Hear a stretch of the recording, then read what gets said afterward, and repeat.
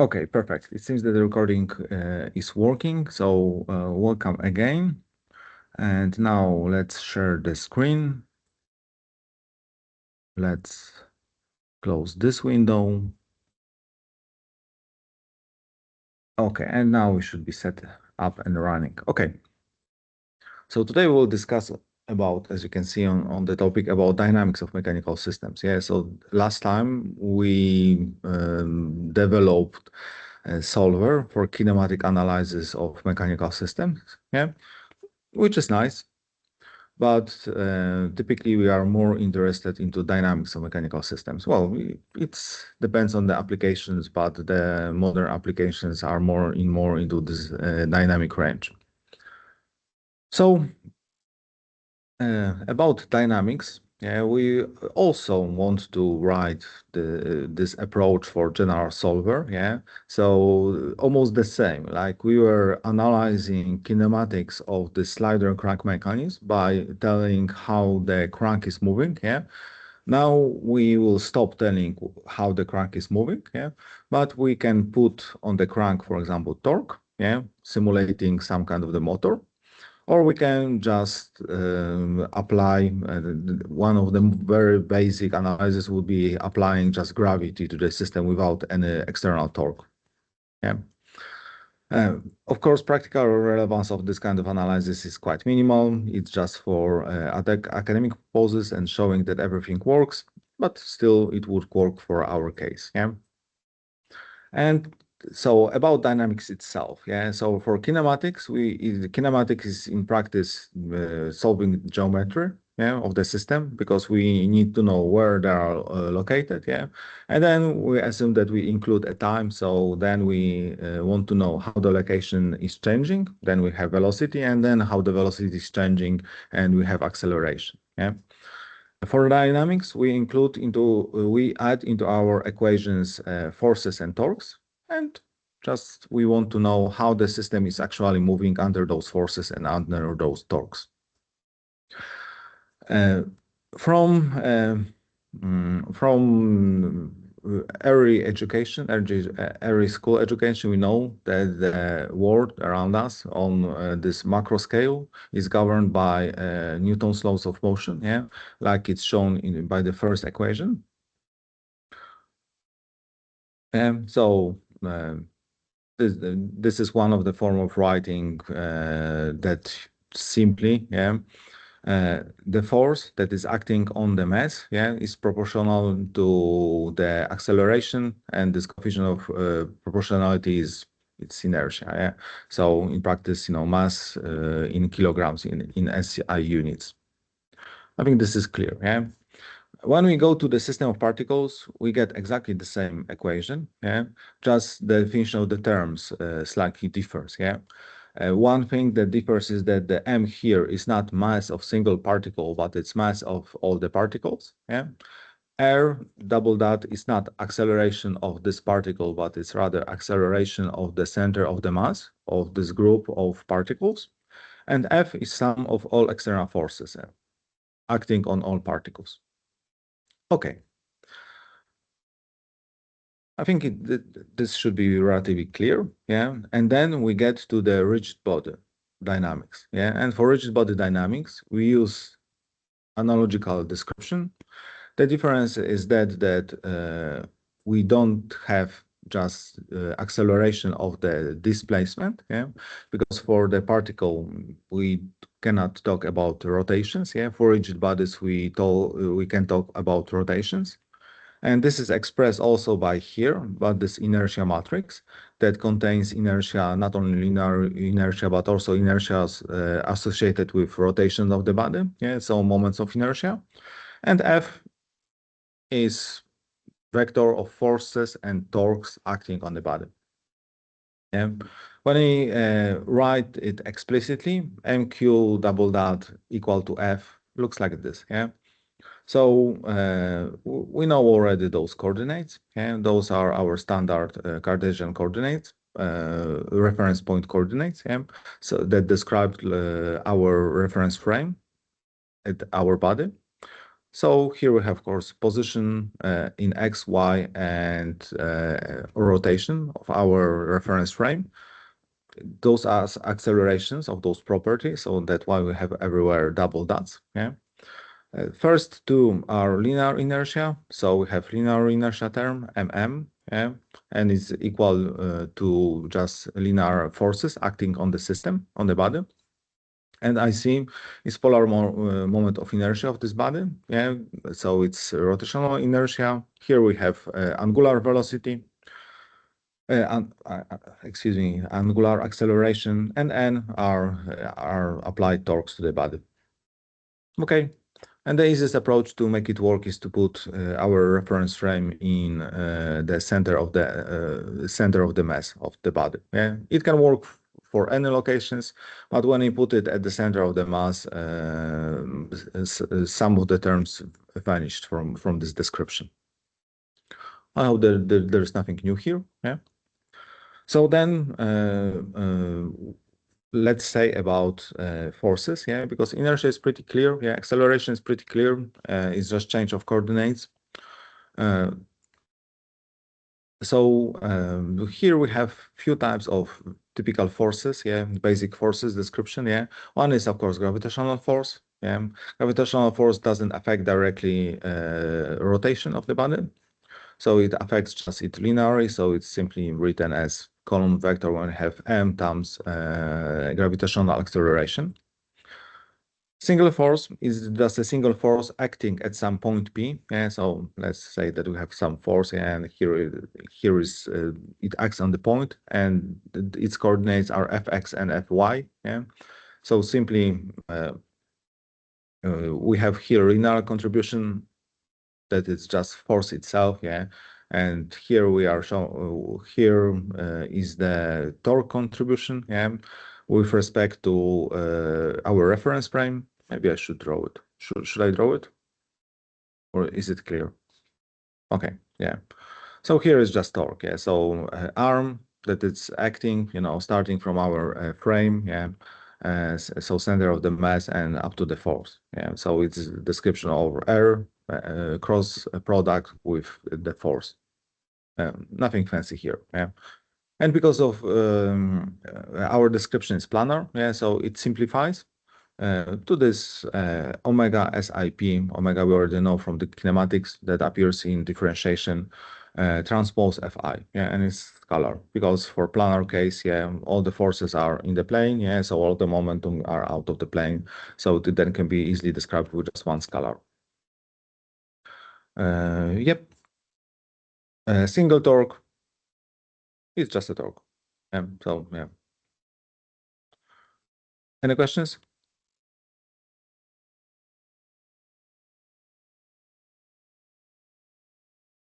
Okay, let's go further. Yeah. So now we have equations of the motion of the multibody system. Yeah. So let's start firstly with the unconstrained bodies. Yeah. So if we have system like here of unconstrained bodies, yeah. So there are some forcing elements acting on those bodies, like here those forces, or force elements acting between two bodies, yeah, like those spring dashpots. Then we don't have any constraints. Yeah. So the system is uncoupled. Yeah, so for each of those bodies, we can write separate equations m q double dot equal to f acting on this body. And for this kind of the system, we can put it in this block diagonal form. Yeah, so we are putting our mass matrices on the diagonal of our big system mass matrix. And then we arrange into the vectors accelerations and forces. Yeah, so we just stack them together. Yeah, because as you can see for this arrangement, we have just m1 q1 double dot equal to f1 m2 times q double dot 2 equal to f2 and so and so and so up to n for all the bodies. And for convenience, we can write as well equations for the whole system of unconstrained bodies in this compact form. Yeah. Now the difference is that the m is the mass matrix of the whole system. Yeah. Clear? Perfect. Now, system of constrained bodies.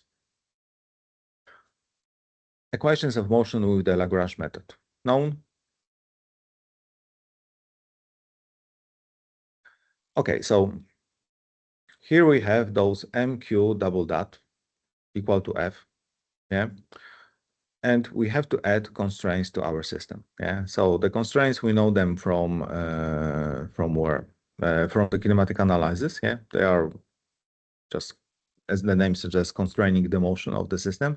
So they have to be added.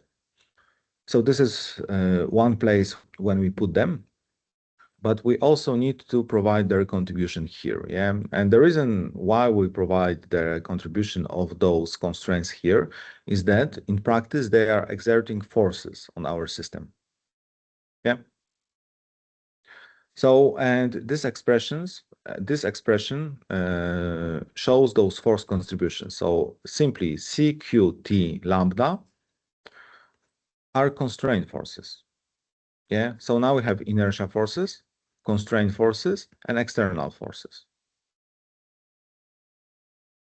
plus information about the constraints themselves. Understandable? Yeah. I think that you know it from static analysis, for example, yeah, when you perform that if something here, of course, it's dynamic, so it will move, yeah. But for static analysis, I'm sure that you were also, releasing the system from the constraints and replace the constraints, yeah, with forces of known directions and unknown values. And then you were able to solve the static equilibrium for those unknown values. Yeah? Yeah. Here is almost the same. The difference is that the first equation is dynamic equilibrium. So the difference is that here we have those inertia contribution due to acceleration, but all the process is the same. Yeah. So CQT is analytical way to write what is direction of the acting constraint forces. Yeah. Because C is described simply constraint. Yeah. So C with respect to Q is so-called constraint manifold that is perpendicular in our hyperspace to our constraints. Yeah. And lambda are the set of unknown multipliers, big multipliers because they multiply with the CQT, and they are unknown by principle, simply the same like in the static analysis, yeah? You have to solve for this equilibrium equation to understand what are the actual forces. So we know the direction of the force, but the question is exactly what will be the magnitude of those forces.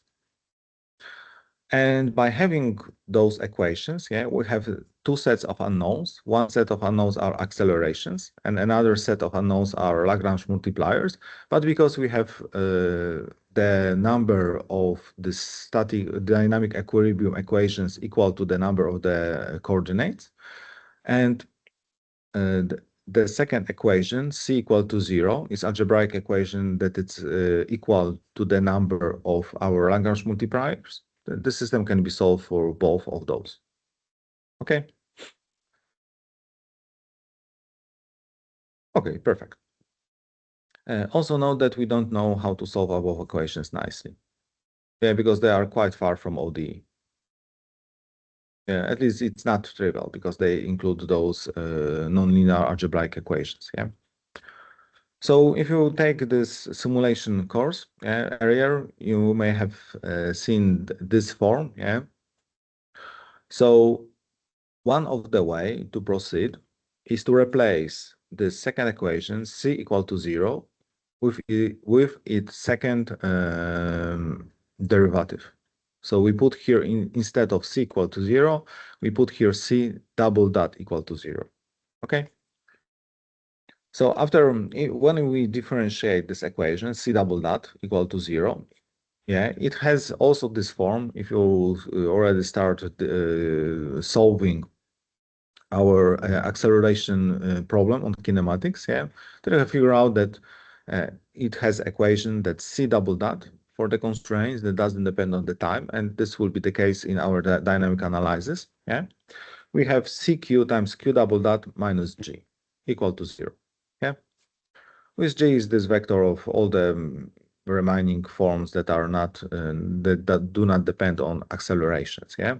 And then when we write m q double dot cqt lambda equal to forces, yeah, and cq times q double dot equal to g, directly from this, we have this nice form. Yeah. And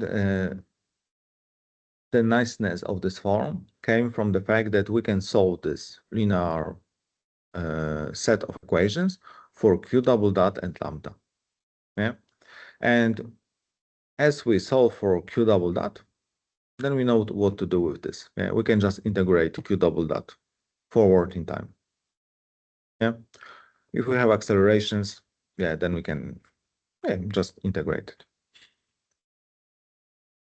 it. Here is the note. If you have the simulation course, that I think that it also discussed that unfortunately during this process we are losing some information. Yeah. So so numerically we have here value for c double dot equal to 0.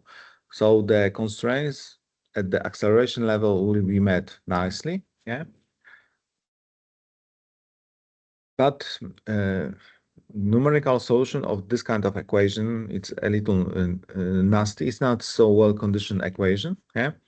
So it will cause constraint itself to diverge. Yeah, maybe we'll see it if we'll be able to write all the code today. But I think that we have no other choice. So it's called unstable, and simply, constraints start to be, larger than 0. It means that, in practice, we have this kind of mechanism, some joints, they will start to, disjoining, and traveling in the space. So we have to take care about this. And one of the solutions, I will not provide here exact explanation, but it's some kind of the trick from quantum theory, that if the constraints are validated, those terms will force them back into the right position. Because as you can see here, we just add to g, that it's here in our equation, we add to g two terms that should be equal to 0.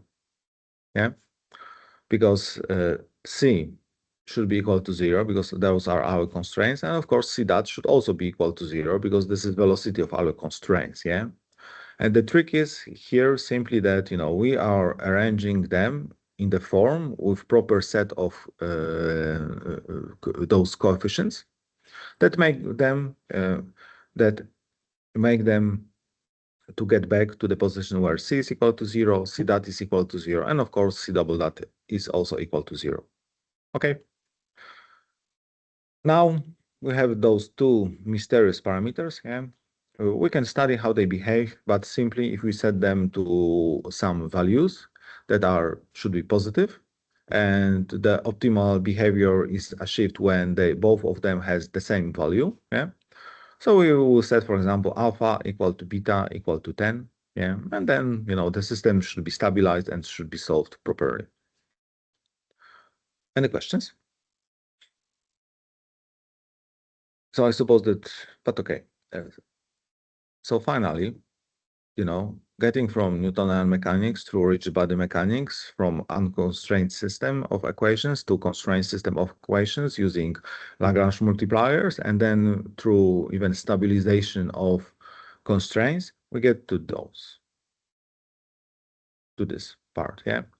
So here we have final system of equations of motion for the constrained multibody system. So exactly the system that we have. And by understanding what it's here, we can just write those equations and then solve them. And this is our today's task. Any questions?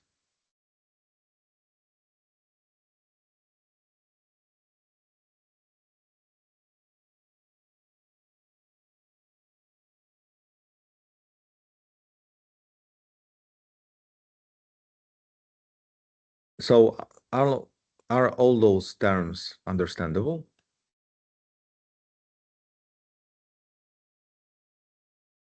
Yeah, because again, M is diagonal mass matrix, is diagonal for our 2D case, yeah, and it contains inertia for all the bodies.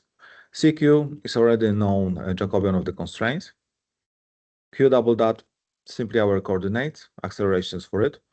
Some unknown parameters that tell us about what are constraint forces.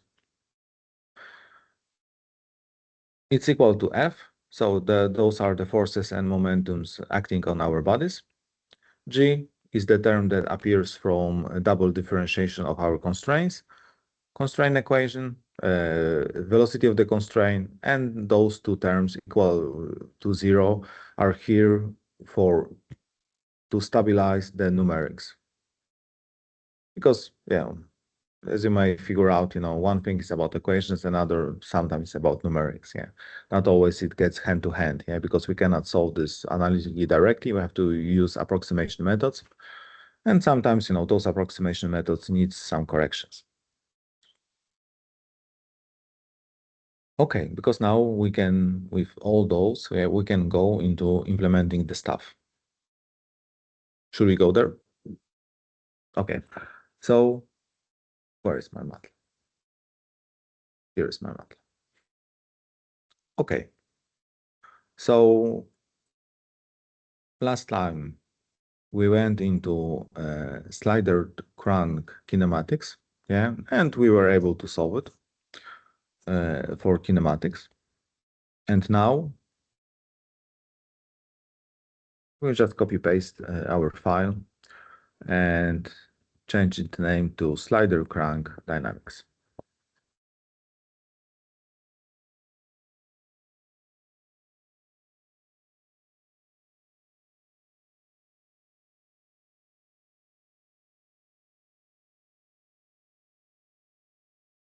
And now we have to adjust it a little because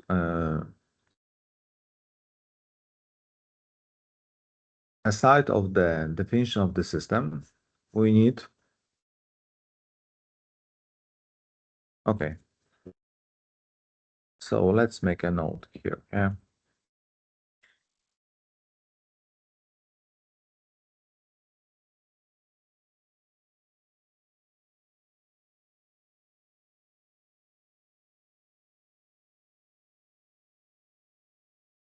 So what do we need for addition to kinematics? Yeah.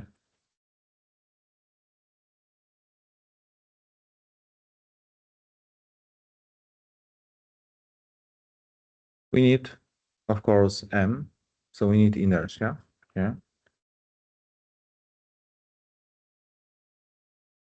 We need inertia of the bodies. CQ, we have already calculated, is Jacobian of the constraints. Q double dot, simply, those are coordinates. Yeah, we already know the coordinates. F. Yeah, so for sure we need F. Yeah.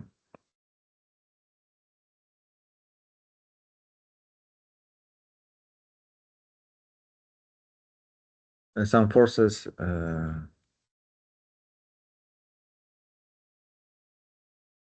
acting on the system. Yeah. The forces that we might need to implement are gravity. Yeah, it would be nice to have gravity and just, simple forces acting at a point. Yeah. So, for example, yeah, simple like that. Yeah. Simple forces acting at a point.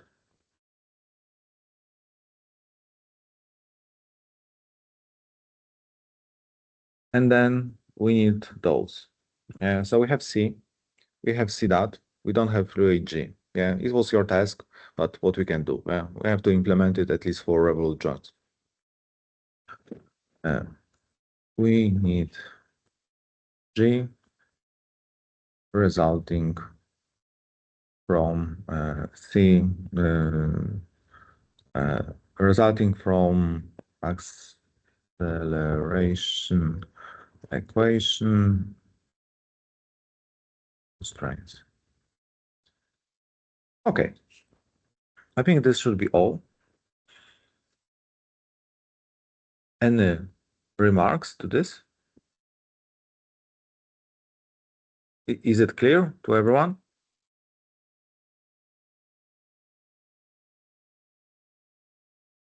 You are surprisingly silent. Okay, but you are still here. So is it clear? Or is it enough clear to proceed? Enough to proceed. Okay. Okay. Let's hope for the best. Inertia of the bodies. So as we are writing this general solver, we have to put information about the inertia. What is the good place to put information about this? I think it's the best to add it to body. Yeah. So simply, we would like to extend this description to two new parameters. Yeah.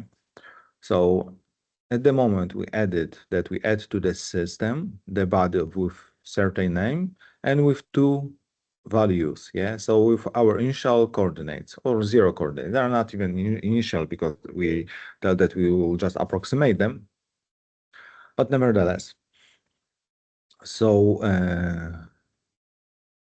and by the way, in the meantime, if you are here, I think that we need, sorry to switch it a little, but I just realized that because our coordinates are not perfect, yeah, we need to solve, yeah, way to solve for initial coordinates.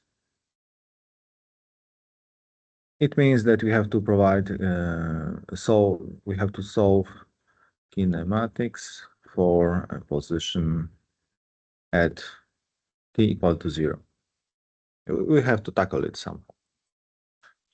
But okay, about inertia. So I propose to add here just inertia terms, yeah, as it was shown on the slides. Inertia for single rigid body, yeah, it's in this form, MMIC, yeah. So let's add here two optional parameters, mass and IC. Okay. Why I want them to be optional parameters? I want them to be optional parameters because of kinematic solver. Yeah, so I don't want to break kinematic solver because kinematic solver doesn't need those values. So, most likely the user might not provide them. And still we have this code, slider crank kinematics example. So I'm in the wrong file.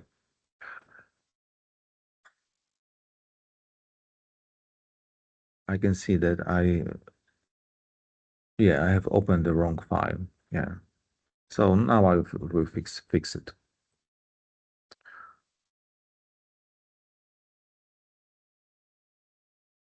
By renaming dynamics to kinematics because it's a copy of this. And then renaming the new, okay, let's check that now it's okay, yeah. So I start editing this file, perfect. This is pretty common error.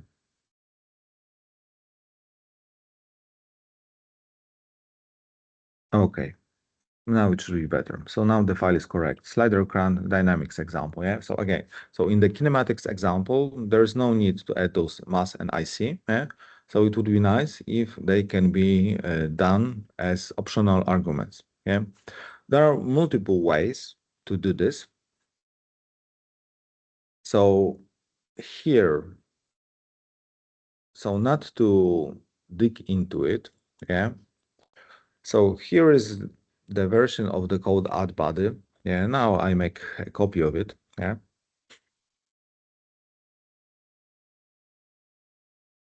So do you know how to add optional parameters to MATLAB code?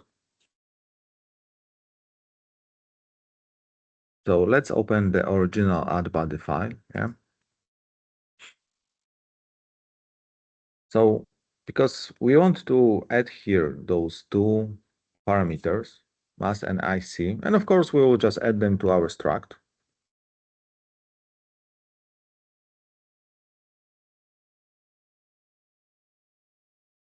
Yeah. But now, when we, for example, let us call slider current kinematics, yeah. So if you just call slider current kinematics and we try to call those, now we got error. That not enough input arguments because when it tries to refer to mass, it seems that the mass it's not existing. So how to make it working? In other terms, how to assign to mass default value? You know how this is done in MATLAB?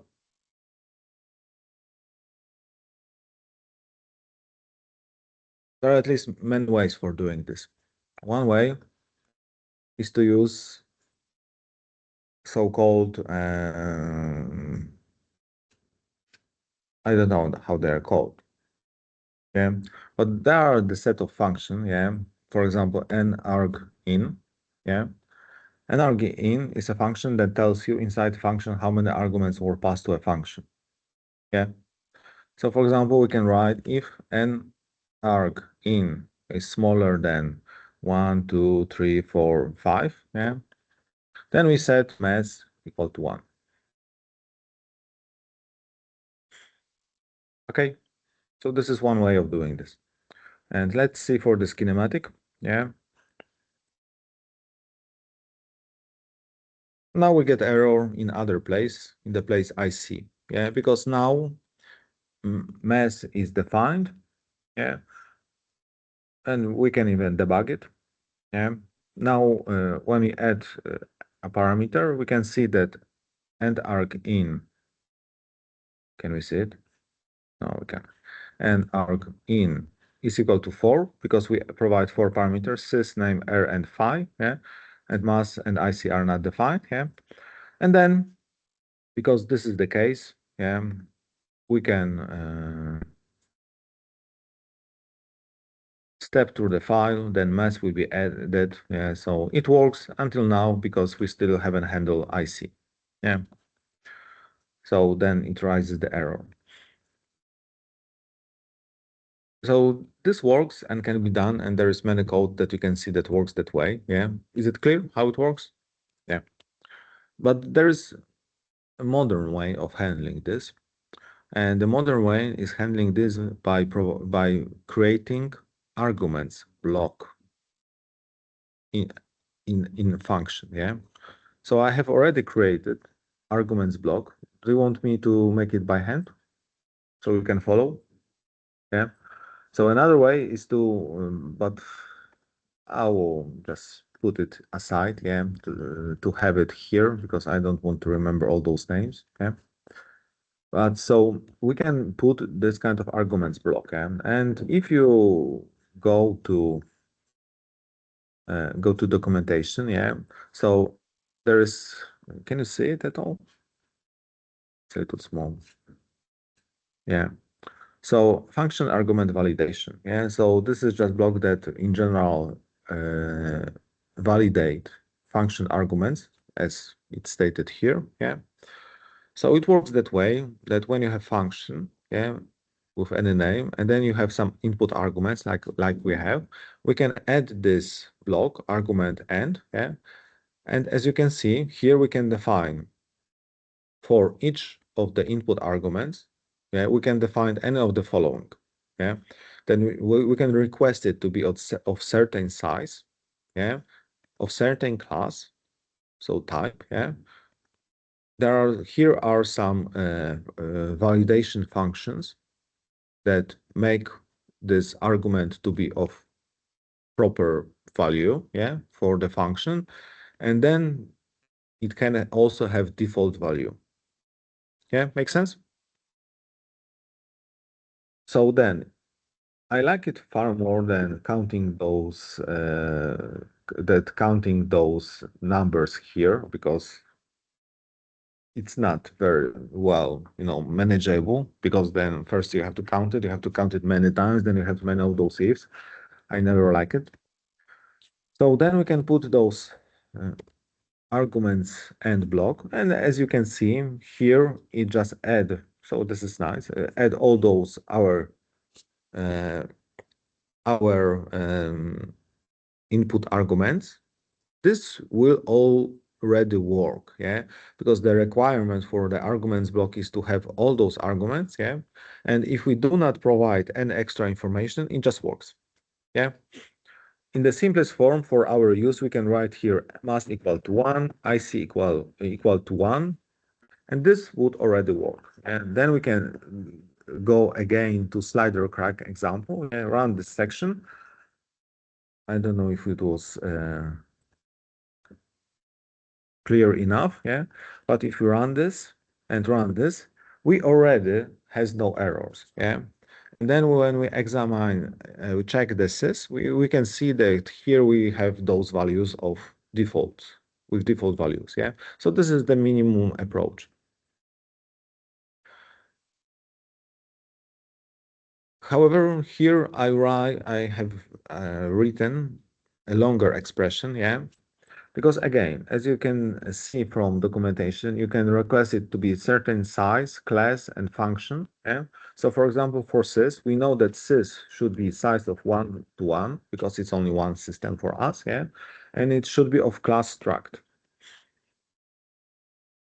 Yeah. For the name, it should be string. Yeah.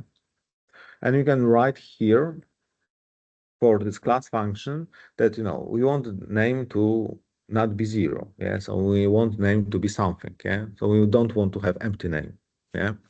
So there are a set of functions that start with must be. Yeah. So for example, we could write must be non-empty, but I can already tell you that this is not working. I have checked it. Yeah.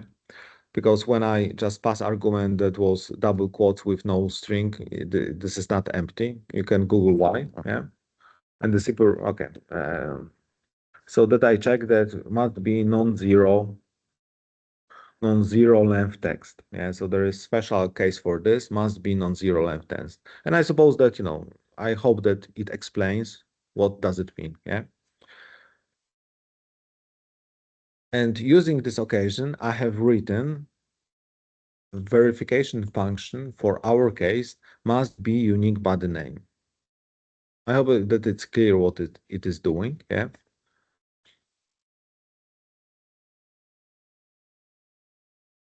So now when we have this must be unique body name function, yeah, and if we run this section again,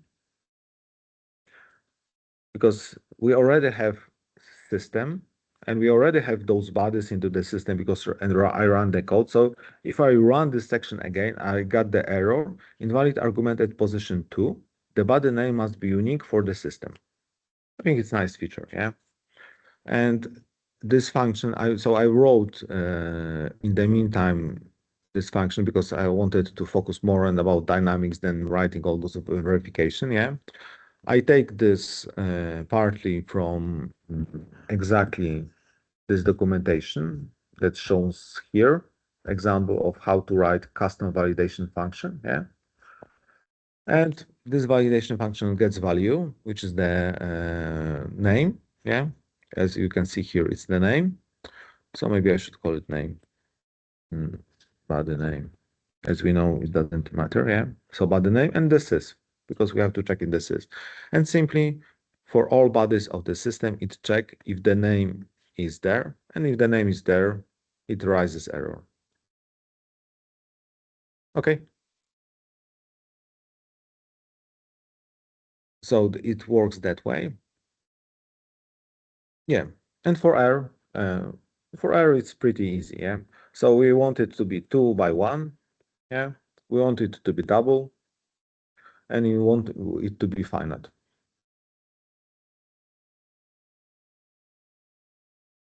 You can check all those validation functions in the documentation, yeah. I think that here they are, yeah. Here are, no, here they are, yeah. So here are those validation functions. And for example, must be positive, non-positive, non-negative, negative, finite, non-nan, non-zero, non-sparse, sparse, real, integer, and non-missing, yeah. And then you have to check what exactly this means, yeah. Here is written some example. But for some other stuff, yeah, you have to check it. Yeah. Like for example, must be integer. Yeah, can be nice in many cases. But this can be real double and must be finite. So it means that we do not allow it to be infinite or not a number. Yeah, and that's all. Yeah. And for phi, we want it to be scalar, so size 1 of 1, double, and also a finite. We can even put here default value of 0, for example. Yeah. And for the mass, okay, I haven't updated it. So it should be 1 by 1, it should be double.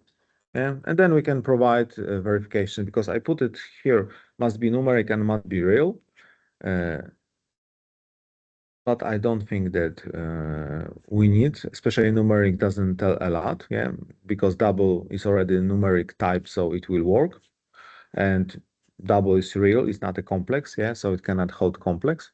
So we can write that it's also must be finite and must be positive, yeah, because inertia should be positive. It shouldn't be 0 or negative, and should be finite because inertia of plus infinity is also typically not a good one. Maybe it has some uses, but we won't explore it. And the same goes to second inertia term, IC.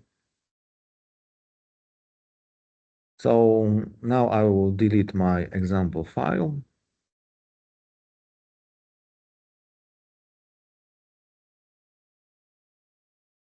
And now let's check again if it works.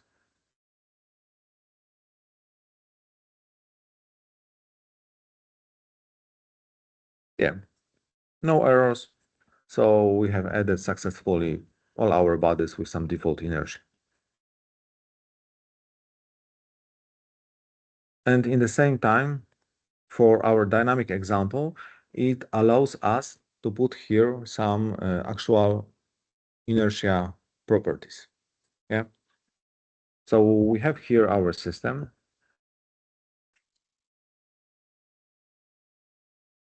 That we have used, yeah, and now we should put some inertia there.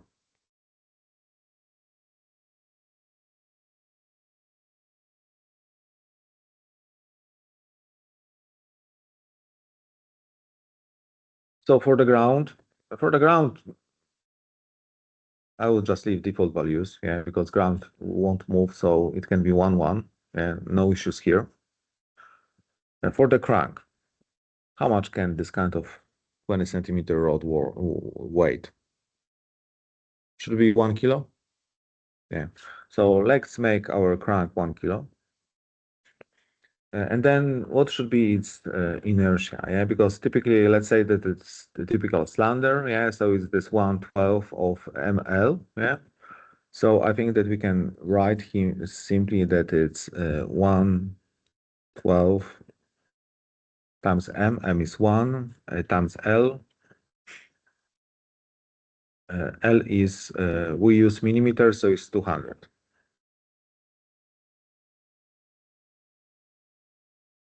1/12 ml squared. Yeah. So here we have shaft, because shaft is like much longer, yeah, than this one. Let's say that they are for the same material, so it should weigh 2.5 kilo. Yeah. So shaft should weigh 2.5 kilo, yeah? And the inertia is 1/12 times 2.5 times 500 squared. Yeah. And now we have the slider. It's hard to tell. We can put here whatever. Yeah. So let's say that it weighed how much? 5 kilo or 0.1. Yeah. It depends if you want it a counterweight or if you want to move it rapidly. But let's say that it weighed 5 kilo. And what is inertia for this kind of item? We can put also whatever. Yeah. Because here are the big values, so we can put 5.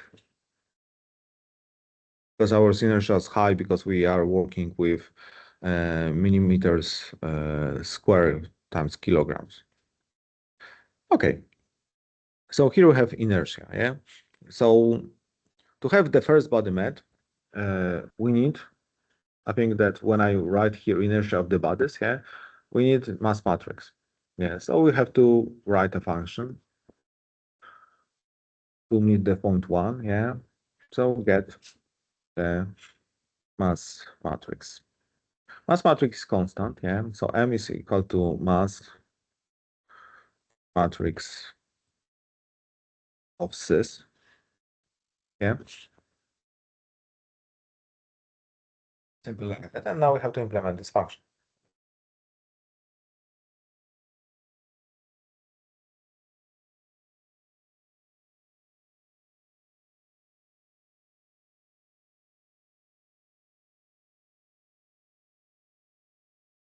Do you remember still how this looks like?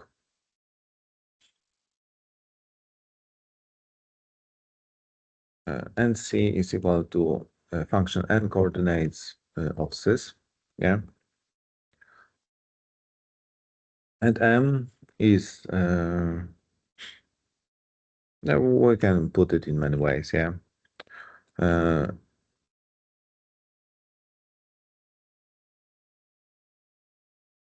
We'll collect it into as diagonal, yeah, because it makes it easier for indexing, yeah. It will be zeros of NC1, yeah. So we'll put only the diagonal information here, yeah.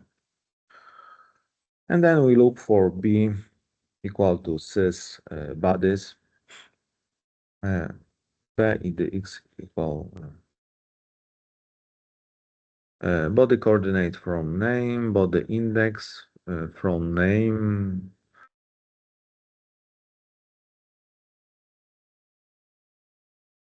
I suppose that this should work because makes sense from the description. We will check if it works directly, or we can just check how it looks like. Body index, it takes a body, so it looks for body number based on the name and then provide body index.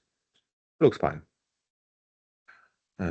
Okay, let's save it as mass matrix, yeah. And then when you have body index, you can just write M diagonal of body index is equal to what?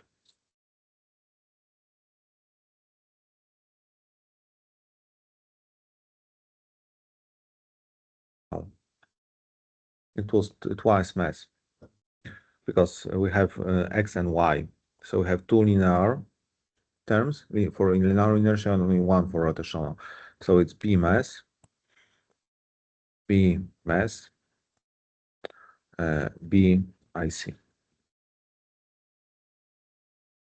And now we can return M is equal to diag of M diagonal. We can check. Do you know the diag function? Yeah. Okay. So this should return us. Okay, here I have error. So it's good to check those warnings. Yeah. So it prevents me from making this kind of error. And now let's test it. Well, you just want to attach the mass matrix to the system instead of just to the workspace.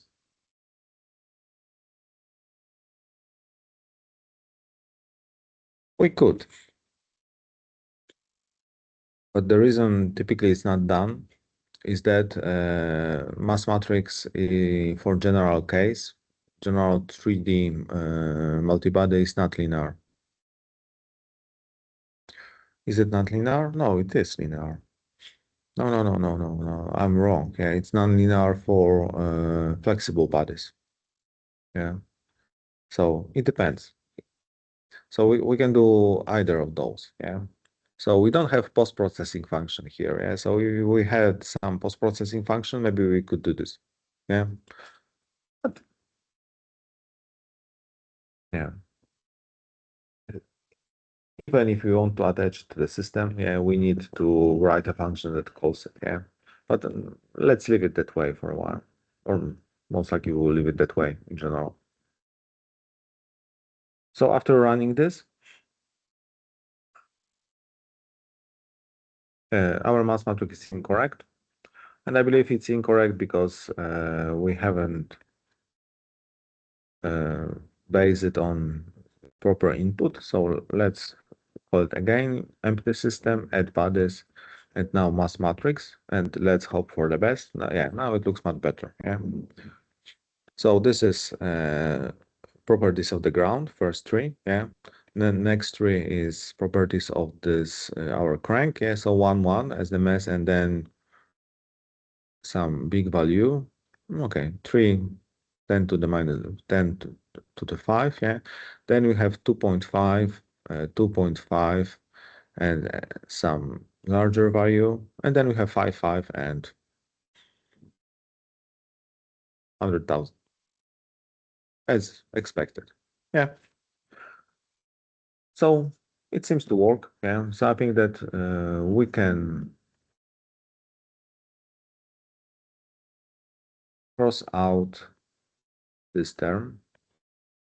By the way, we can add here another term. Yeah.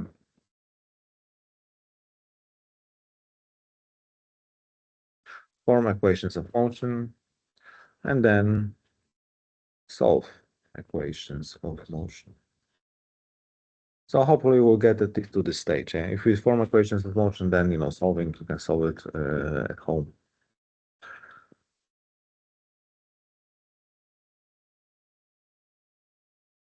Okay. Forces acting on the system. Yeah. So now we have mass matrix. Yeah. So we can write this already. This part of the system. So we can already write left hand side. Yeah. For it. Now we have to get to right hand side. Yeah. And to get right hand side, we need forces. Yeah. So I think that forces will be the most involving here because firstly we have to add those forces. And then we have to calculate them. Yeah. So it's similar like for the constraint. So we have firstly we need a function to add forces like we were adding joints, and then calculate forces like we were calculating constraints. Yeah. So we start simply with our gravity. Okay. So about gravity. Yeah, we can just add it. Yeah. So we can do it many ways. We can add it here, yeah, to the system directly, or add it here. But let's keep it simple. Let's add it here, as with others. Yeah. So it would work like this, equal to add.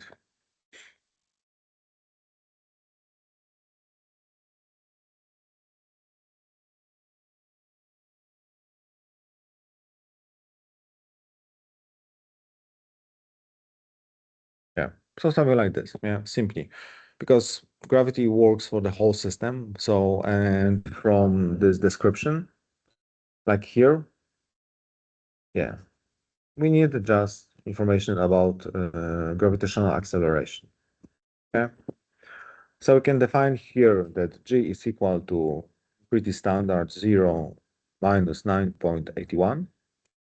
Yeah. So just this rough approximation for the gravity working in negative y direction. And then that's all. Yeah. So then we need to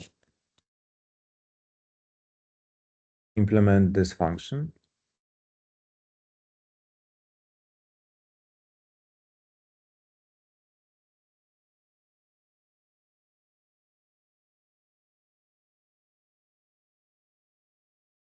So where to add it? So we have the system. Yeah. So our system now contains constraints. Now there is empty because we haven't added here, but now it should also contain, I suppose, forces. Yeah. Because we can have multiple forces. Maybe not gravity. Gravity should be one, but in general we can have multiple forces. Yeah. So I suppose that it would be good back to get to make empty system, yeah, and put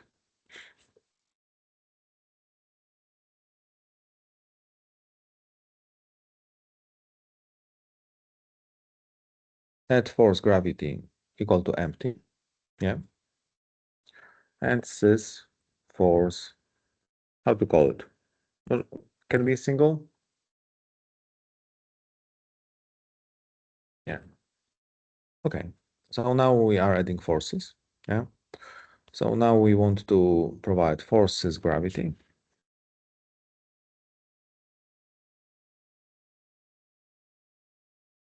equal to, we can do many things, yeah, but maybe we can just equal it to G.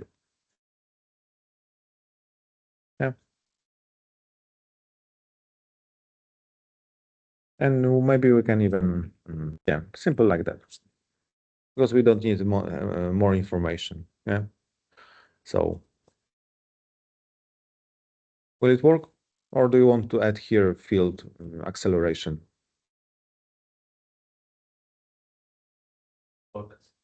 Yeah. Okay, if there's no other complaints, let's leave it that way, yeah.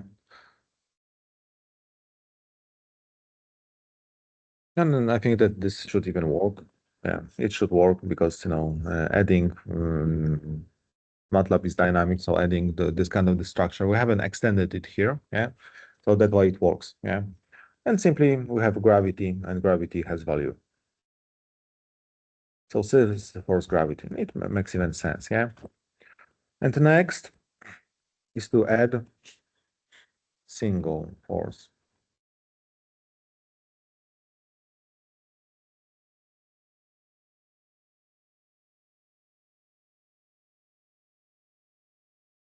Now we need more information, yeah. So it will be this, add single force to this, and just like for the constraints.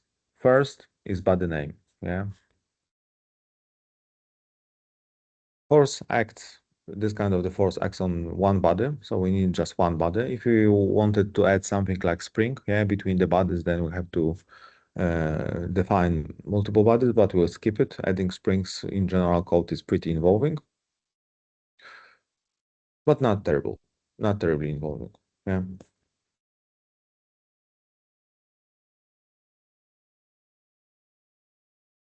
But what do we need? So Oh, it's like what? vector for X on the body. Yeah. So, but firstly we need force. So do we make assumption that our force is constant? Because either, okay, we have to make some design choices, yeah. Either we here provide vector as a function of time. Okay, we can provide vector as a constant value as a function of time or function of time and coordinates. Yeah, okay. So force function time. Yeah, I also think so. Yeah, because this is good compromise between flexibility and some usability. Yeah, because if we get, because then it's very easy to write a function of time that provide constant vector. Yeah. And still, it can, solve multiple of cases. Yeah. So here I have a force function of time, and this will provide us a value of the force. But then we also need this part, yeah, which is just local point at which it acts. Yeah, so it will be similar like here, local UI. Makes sense? Yeah, I hope. So this shows where is the point. And now we can have two types of the single forces. We can have the force that is following the body and the force that value is constant. in global reference frame. Yeah. And both has their own applications. Yeah. So should we decide to use only one of those, or should we leave the user to choose?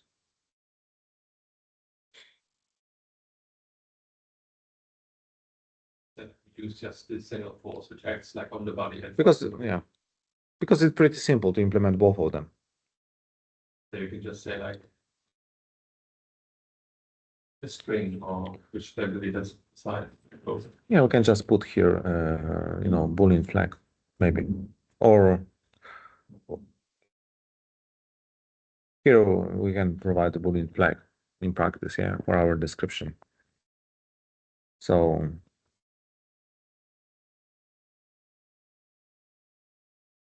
something like is follower.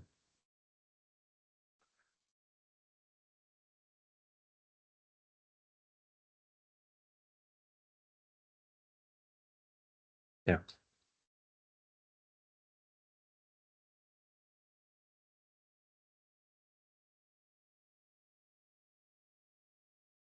Make sense? Is it clear?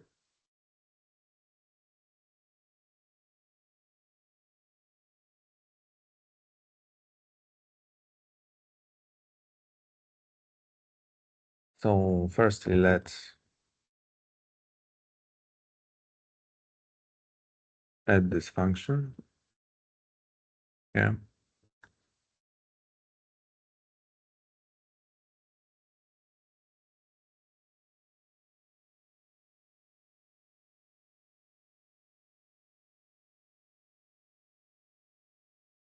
We can add this arguments block.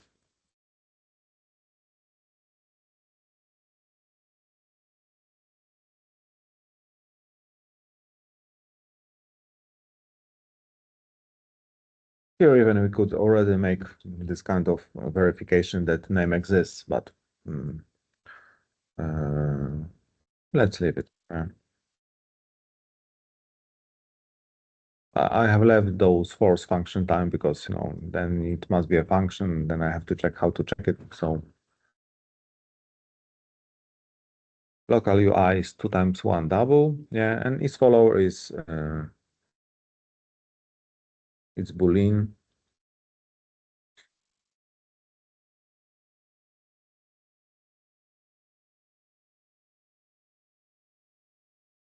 And let's set it by default to false, yeah.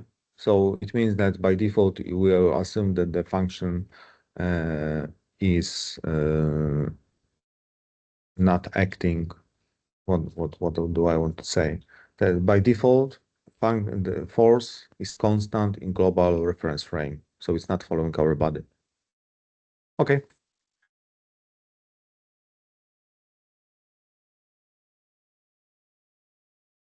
Okay.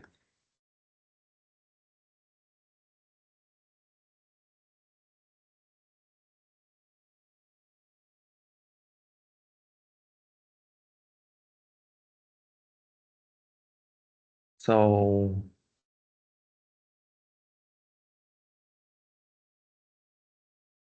as we are not super interested in the body, yeah, I believe that just like in the case of, for example, adding revolved joint, yeah, we are more interested about body index, yeah, because uh,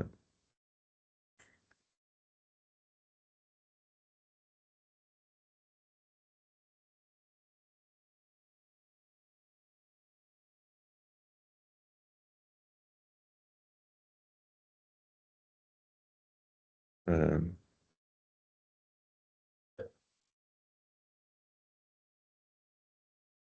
I will change it to body name. It's more readable.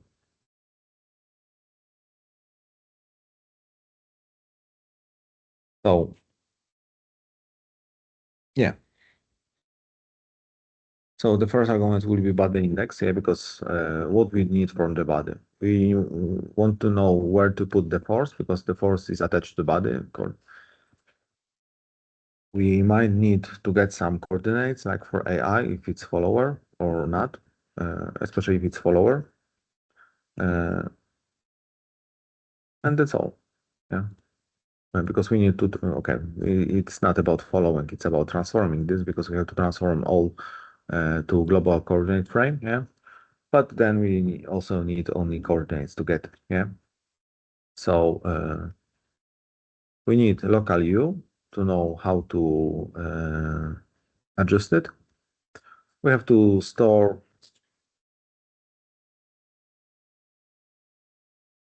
force function time,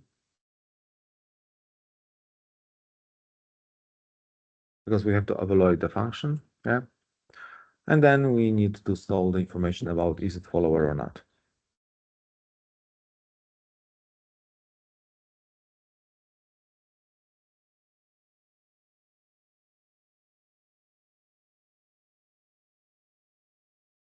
And then add it to the system. Sys force single equal to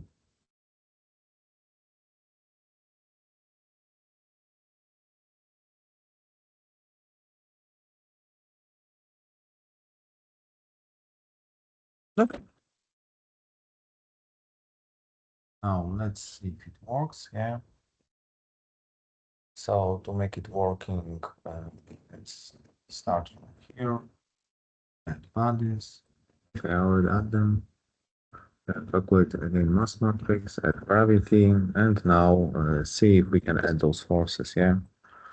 So for the force, yeah.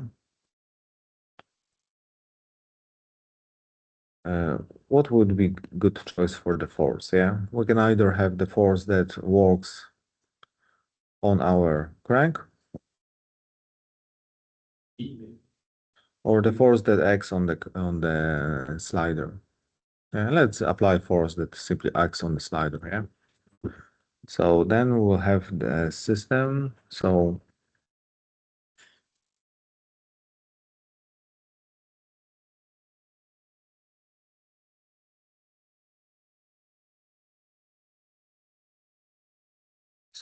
sys add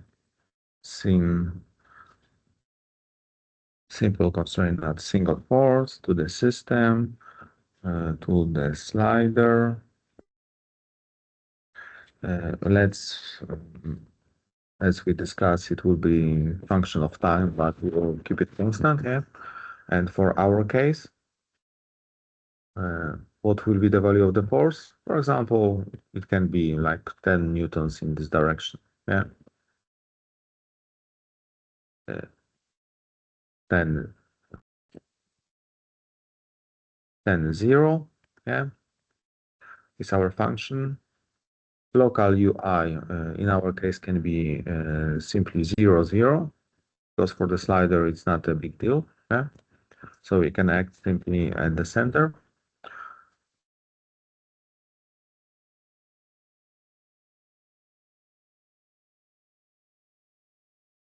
And false at the end because it's not following. In this case, it doesn't matter because slider is not rotating. Yeah. While if we wanted to add, yeah. So if we wanted to add force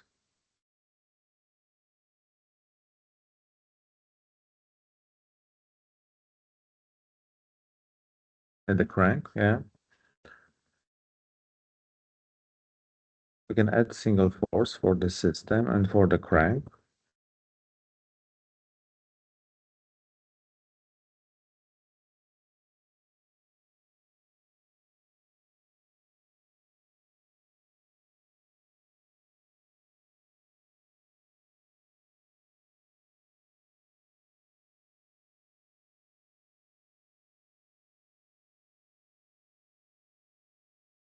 So to mimic the torque, yeah, we can apply here the force, because if force acts here, yeah, we can also add force that acts here, yeah. So the force that is acting here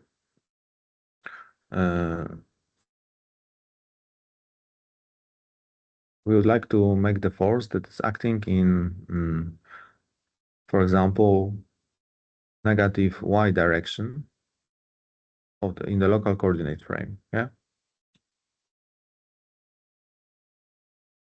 So we'll add the force that is 0 and, for example, like 25. Yeah.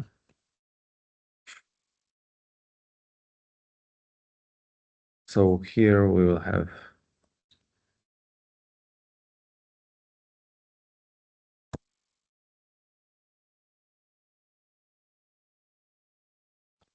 Planck's force value.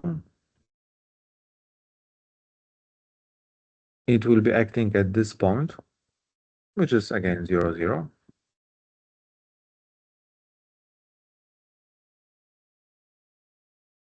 But here we would say that it's following the body. Yeah. So, and then we'll describe it in the local coordinate frame. Make sense?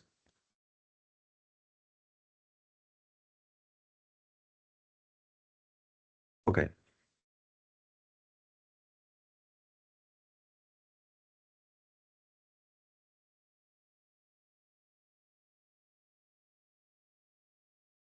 Okay, so I make some mistake by using name boolean. Yeah. So false is logical. So I suppose that I should have here logical. Let's see if this will work. Yeah, this works. Nice. So now when we go to the system, we have forces. So of course we have gravity force, but we also have single forces. And for those single forces, we have body index. Yeah. So for the appropriate from the slider and from the crank, local U, false force values. This is interesting. Let's see how it will work. And its follower 0 or 1. So we have all the options that we need. So now we have to calculate those forces. Yeah.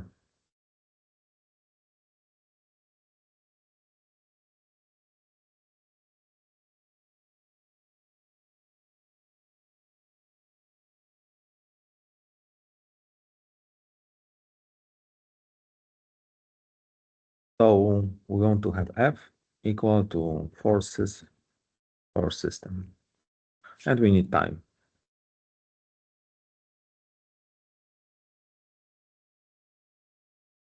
Yeah. It's too eager to act, yeah. But similar, like we have C equal to constraint sys Q0, 0, yeah, when 0 was time. Here we have just forces, sys and 0, which is time. No, we don't need Q. No, we need Q, of course. We need Q, for example, to make those transformations. Very good point. Yeah, that in general our force value doesn't depend on coordinates, but at least it depends on some of their properties depends on the coordinates. Yeah, so it's the same like for the constraints. Yeah, so we can put here Q0, and this initial position is not super accurate, but for calculation of the forces, it will do.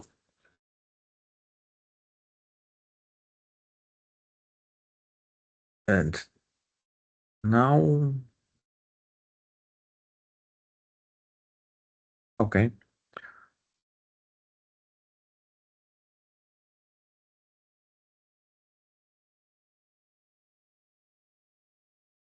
Okay, and just let us implement this. So firstly, and see.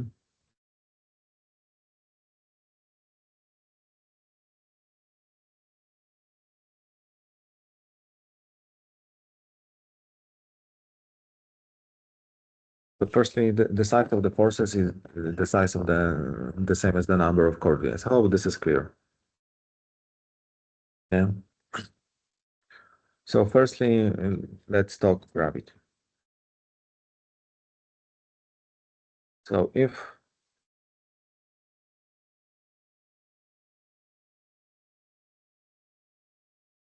not is empty, sys force gravity.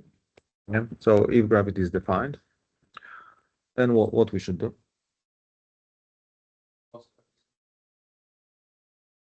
Yeah. So we have to look for B equal to cis bodies,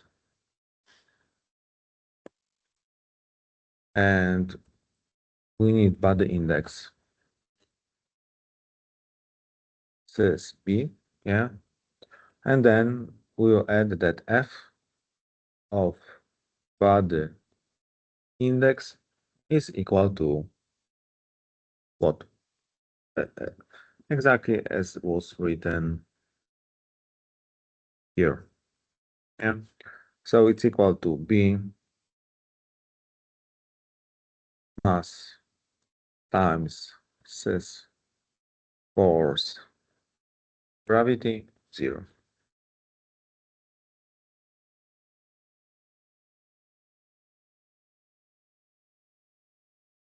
Make sense? Any questions?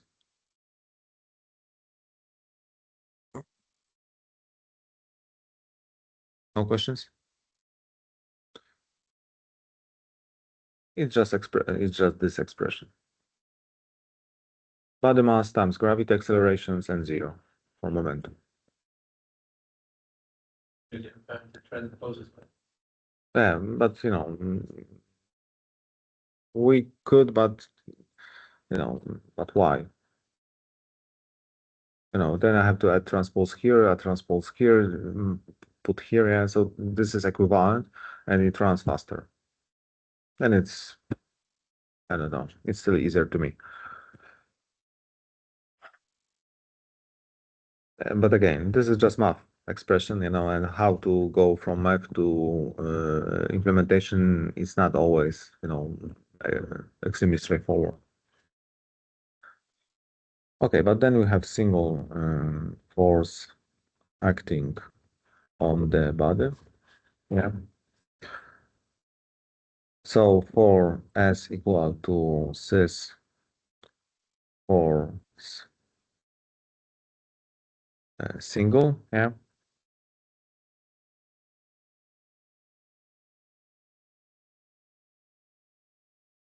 So let's see firstly for reference what do we have here. So we already have body index, yeah, and local U, but we need to calculate global U. Yeah, because here, again, equations of motion are expressed in global reference frame. Yeah. So we need to get this expressed in global frame. So to have it, because SI, the way we define it's local U, yeah, or local S, but so we need to have it expressed in global frame. Yeah, so to write this expression. Yeah, so to write global U, we need to write like it's written here. Yeah, A I times S local U. Yeah, so we need AI. Yeah, so we need body index. Using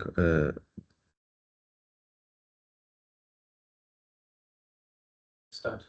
what was this function? It looks promising. So okay, so yeah. So we need body index from name.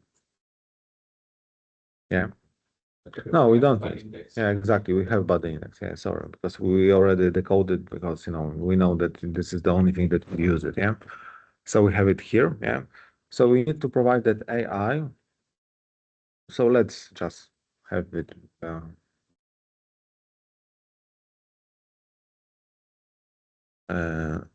So its rotation matrix and of angle phi. So it's Q, it should be Q, not Q0. Q0 is only for the outside. Q from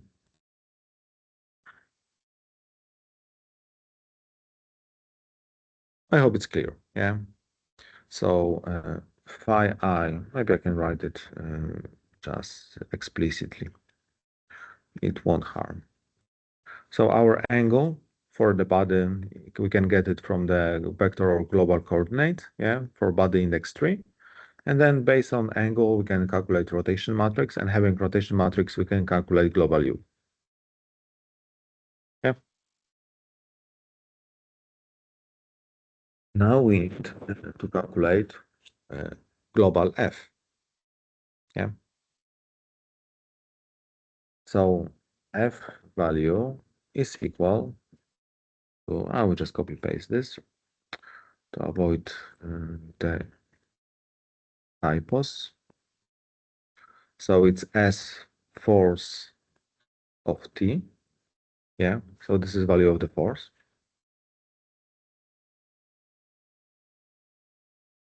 Yeah. And now we define that force can be follower or not. Yeah. So if S is follower, if it is follower, it means that we express value in local coordinate frame. Yeah. So then global F is AI times F value, because we have to transform from local to global. Else, if it's not follower, then simply global F is equal to F value. Make sense? And now, after all those preparations, because we have this now and we have this one, we can just run this. Yeah, we can just calculate the force, actual force. Yeah. So now we can write that F of body index is equal to F of body index plus global F, which is the first two components for our force. And then we have to run this calculation. Yeah. So omega times global U transpose, so that product times global F.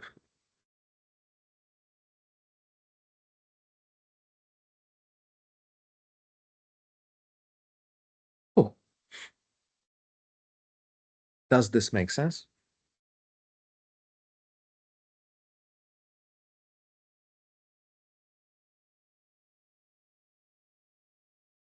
Okay.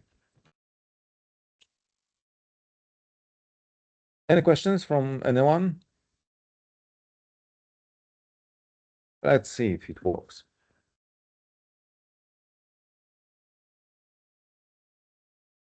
No, it doesn't. Oh, yeah. It works. Nice.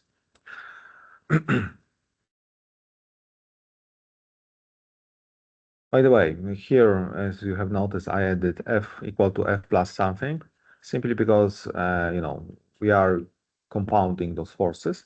Here it wasn't needed because it was the first expression for the gravity, yeah? And so it's, at this point, it's either 0 or gravity is included, but we don't know, yeah? And here, if you wouldn't just add this force but replace it, then we will get rid of gravity, yeah? So that's why, for all the other forces, you have to add the forces to existing vector.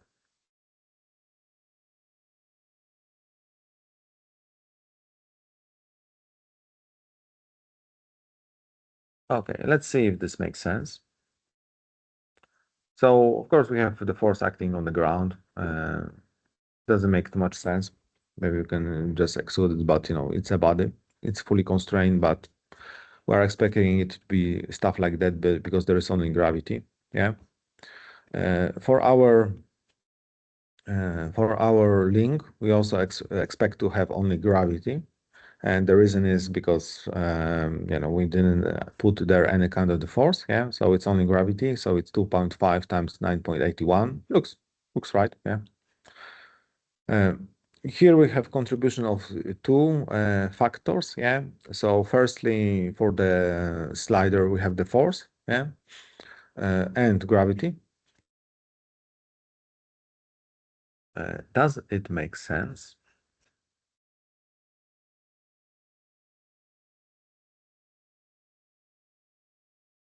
I think it should be minus here. It's minus, it would also go down. Exactly. So now it's plus. So I thought about putting it into minus, yeah. But it overpowers the gravity force, it looks fine. But yeah, but now, okay, let's leave it that way, yeah. So maybe I would put minus here. So let's run this again up to this point, yeah. Step and stop.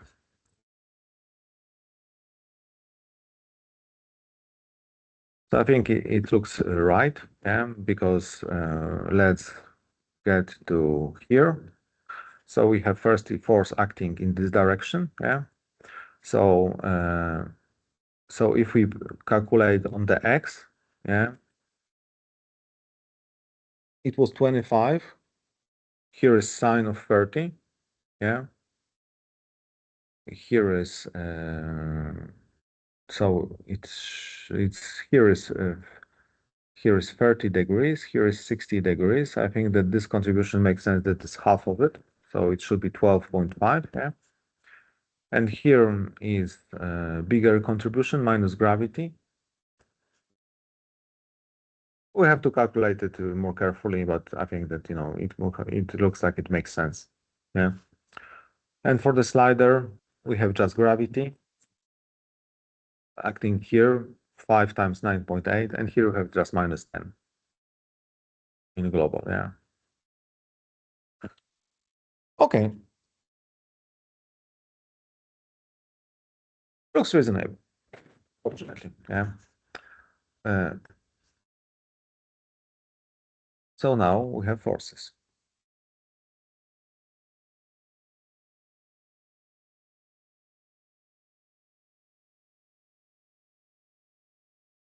Okay. Now we need G. Yeah. So now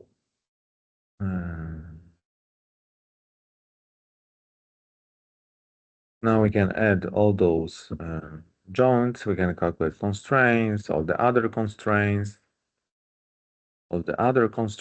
yeah. Now we have here driving constraints. So let's not go into driving constraints. And we'll discuss this a little later. But aside of the constraints, we need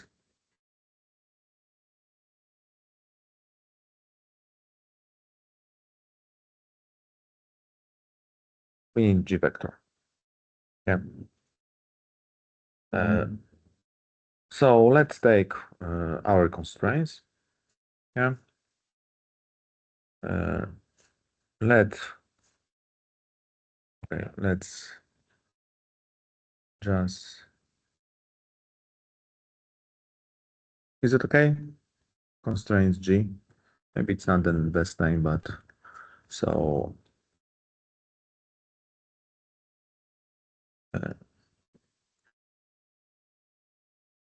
How we name it? QDAT or DQ? QD, okay. Or we can just check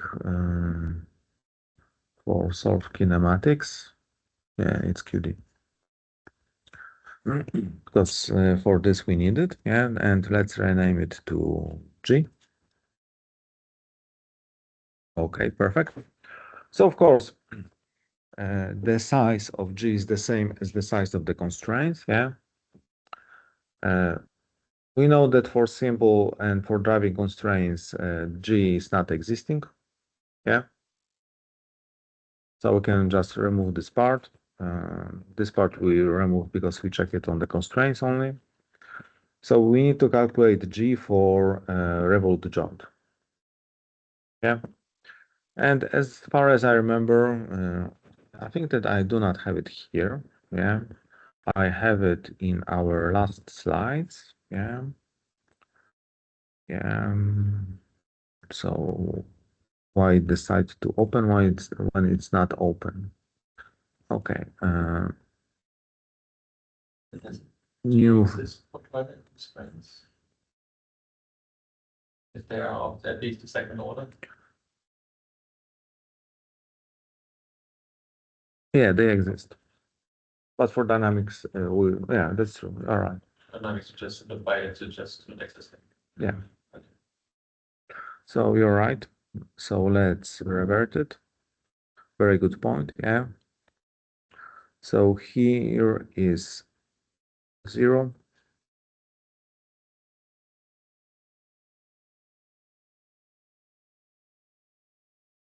And here is minus, I believe, or it's plus coordinate function. You need to as a class and get just ET. Yeah. dt.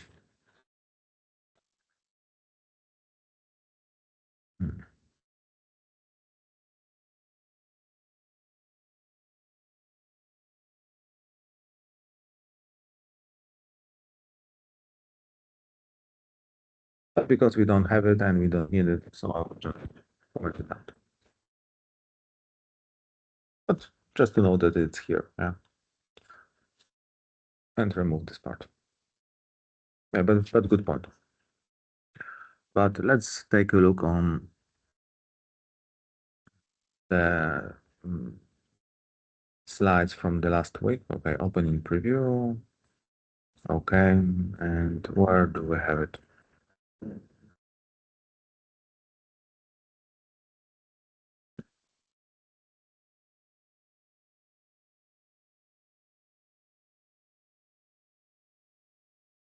I'm looking at the correct. Yeah, it's here. I think it should be here.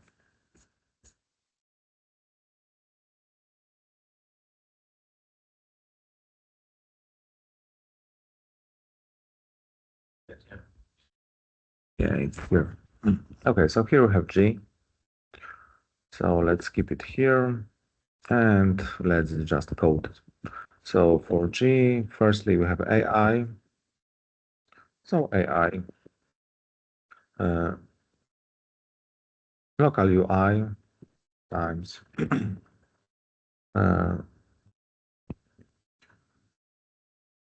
so we need simply f I dot, which is Just QBRD and R body. okay, just let's make it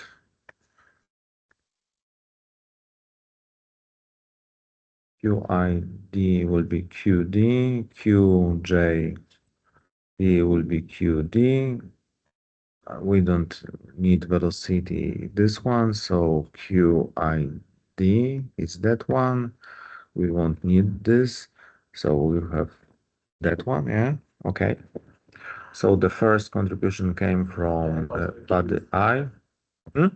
The FID equals QID. Yeah, yeah, very good point.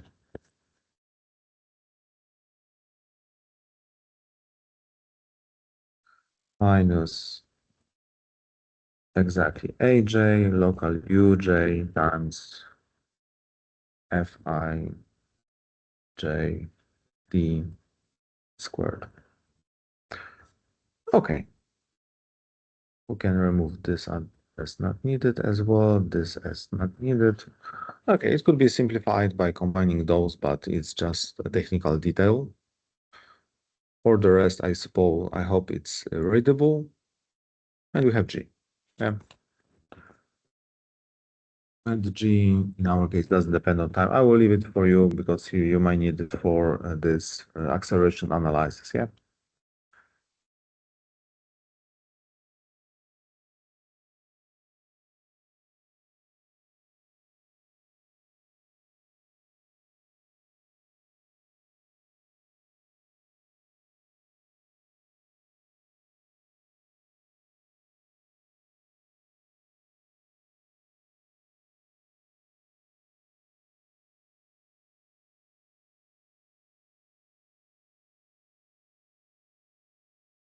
Let's see if it works.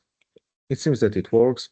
It has one drawback, this code, that the G is defined twice, yeah.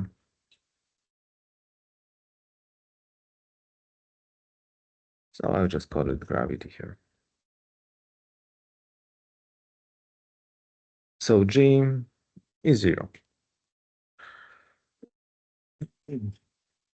It's expected, yeah, because exactly, yeah. So if you here put ones,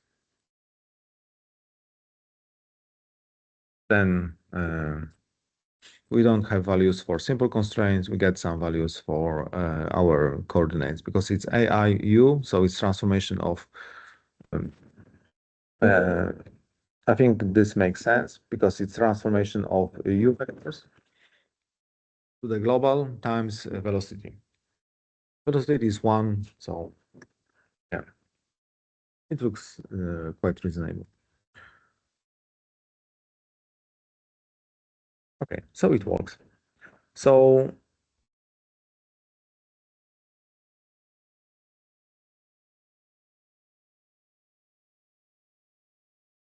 we need G resulting from acceleration equation for constraints. Yeah. Now, it's a good question how to solve for initial coordinates.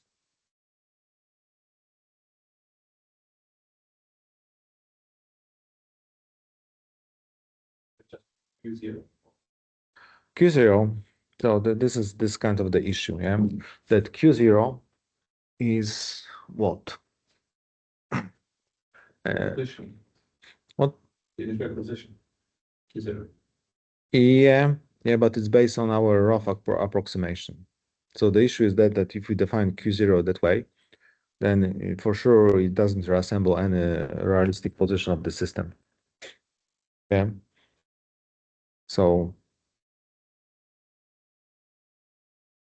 because we know. One time step. Yeah, but to solve for one time step, you mean solve for kinematics? Yeah, we can do this. But yeah, but what about driving constraints?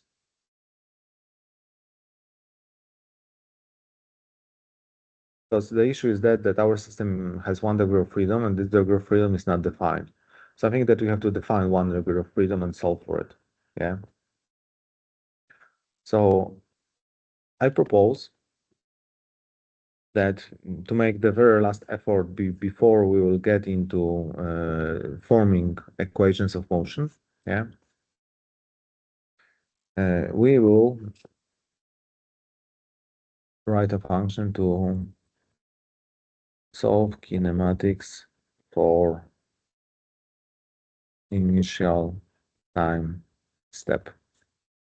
Yeah. So then we'll get just Q 0 equal to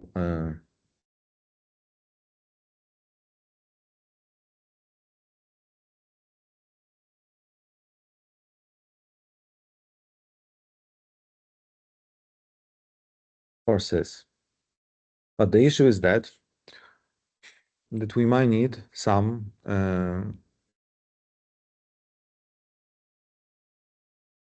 of those initial coordinates. Yeah, that the system now is ill-defined. So we can find some solution, but it won't be the solution that we want. So I think that we have to provide something like here, crank.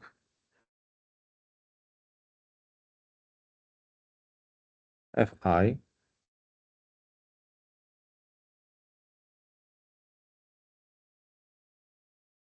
Maybe not.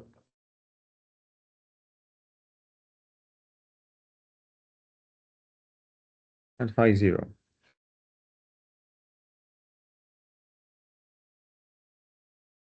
Is it okay? Like a very single constraint. Yeah.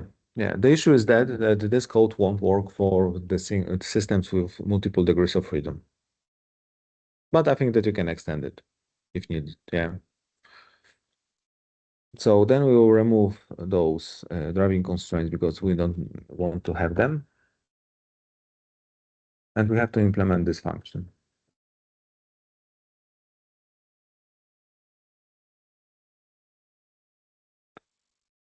Yeah, we're going to implement this function.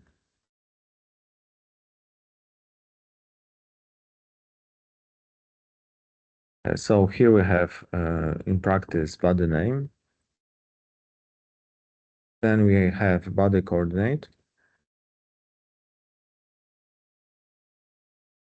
And then we have initial coordinate. Yeah, coordinate value.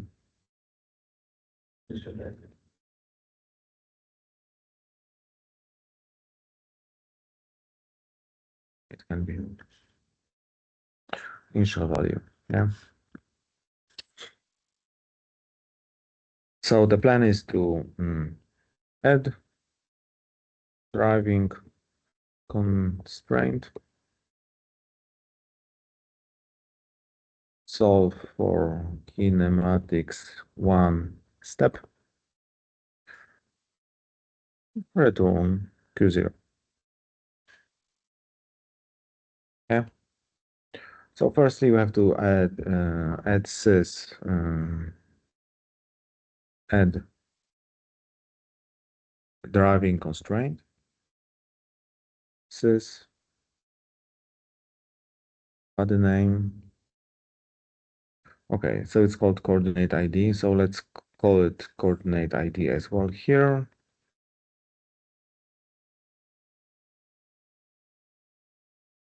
Then we have coordinate function as a function of time. Yeah. So we don't want to have, so we will just provide here that one. Yeah. And then we also have coordinate function dt. Yeah. So we don't really need it, but we have to comply with the interface. So we put it 0, especially that it's true. And now we can try to have t, q,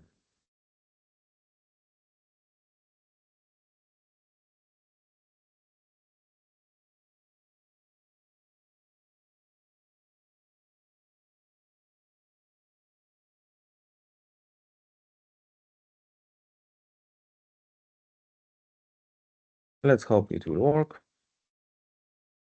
because I'm not just willing to write. We could, or should we make more systematic approach? I think that we can make more systematic approach, because it's just to, or leave it that way, because it makes a lot of computations that we don't need. Yeah, because in practice the stuff that we need is that one. Yeah, to have coordinates. Yeah.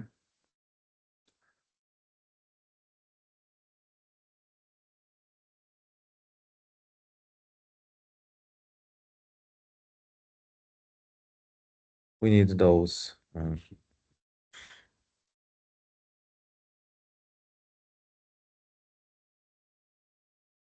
at 0.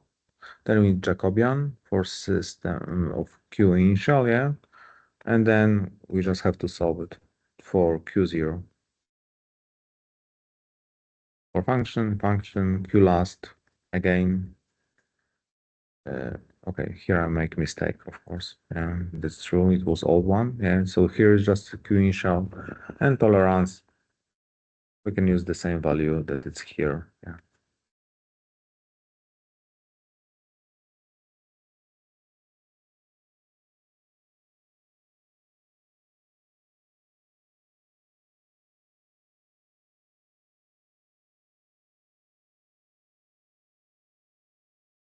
And we can just skip this, or just do the same what we are doing here.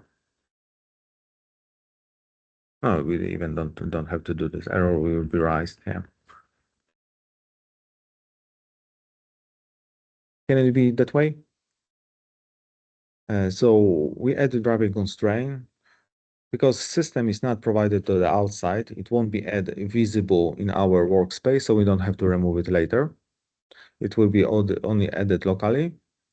Then we can get Q initial as standard, solve, and return Q0. Let's see if it works. Where do we find Q? We only have Q0 initial. What Q? Which line? The one in constraints is Q0. Yeah, but it's just function. Ah, Yeah, so Q is just provided inside the newer method, yeah. Yeah.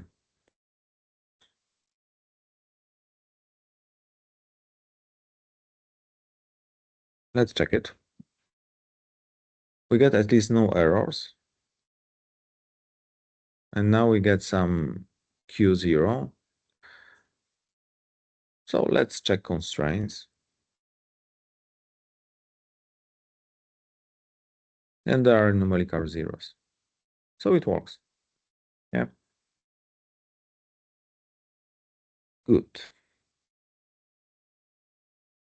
And this won't work because it's not kinematics and we won't play with it. So now we have that one. So now we have to form equations of motion. Yeah.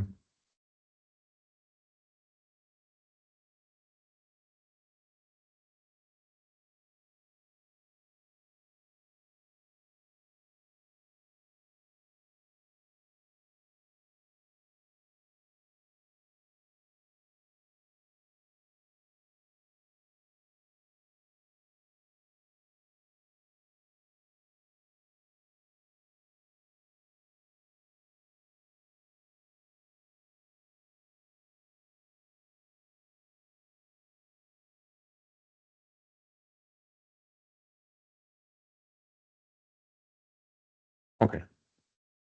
So that's why you expect this to be numerical zero and it's numerical zero because this is a constraint for reliable joints and simple constraints like here for consistent initial values. Yeah. So we expect it to be 11 of those and be numerical zero. Everything works. Yeah. So now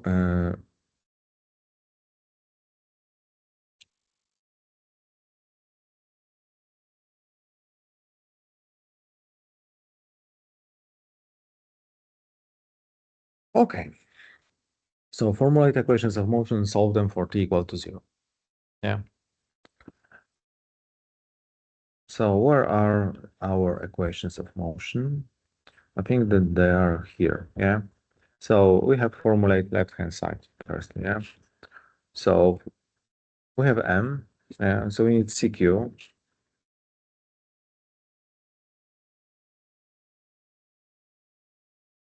This is Q0. Yeah. And then we can formulate left-hand side is equal to simply M CQ transposed CQ. Yeah. And then here are zeros. Yeah. And zeros are of the size of n constraint.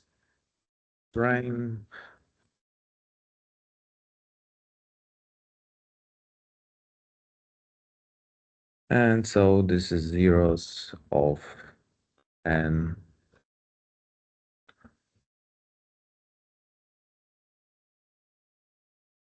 Let's run it. And for the left-hand side, you can see that here we have mass matrix. Here we have CQ transpose. Here we have CQ. And here are the zeros.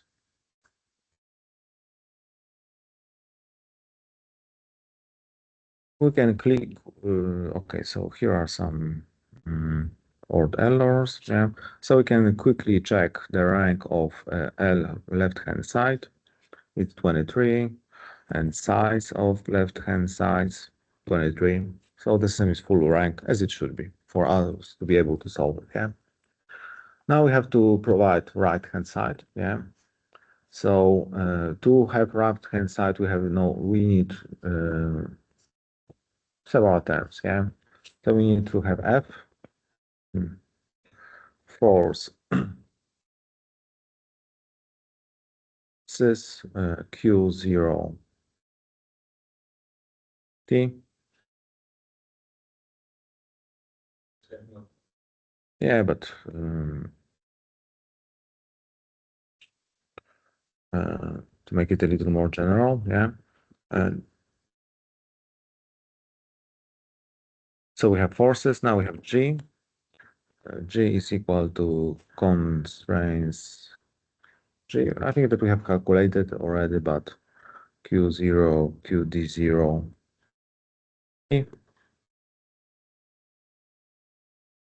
Now we need C. C is equal to what? It's just constraints. We just calculated, but to have everything again in one place for simple reference, yeah. And then we need C dot. I don't think that we have function for C dot, but C dot is simply CQ times. It's CD, right? No. You mean that one, constraints dt, yeah? No, it's CT. Oh, CD. Yeah. But C dot simply without, at least without, without, okay, the expression for CT is CQ times Q dot, yeah, and if we want, we can also even add constraints dt. This is Q0t, but I think that I will skip this part simply because this part is needed only when system depends on time, and our system doesn't depend on time, yeah. So this is C dot, yeah, CQ times Q dot. Make sense? Now we need alpha and beta, yeah. So let's say 10 as we described. And now we can formulate right hand side, that it's simply here we have F. And the second term is G minus 2 times alpha times C dot minus beta times C.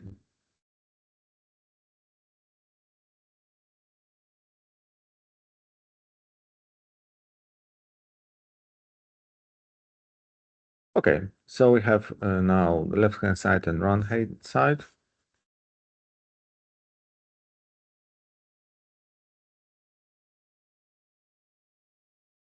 That it's minus 20. Why is it so?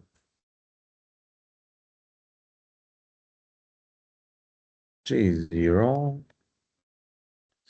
CD. Oh, yeah, so CD1, it's the, Did I set QD to once? yeah, you said it Yeah, once. yeah, so I suppose that it retained this old value, so let's put here zeros. And now, yeah, now it's zeros. Now it looks more reasonable. So here are our forces. Yeah, 12, and here is numerical 0.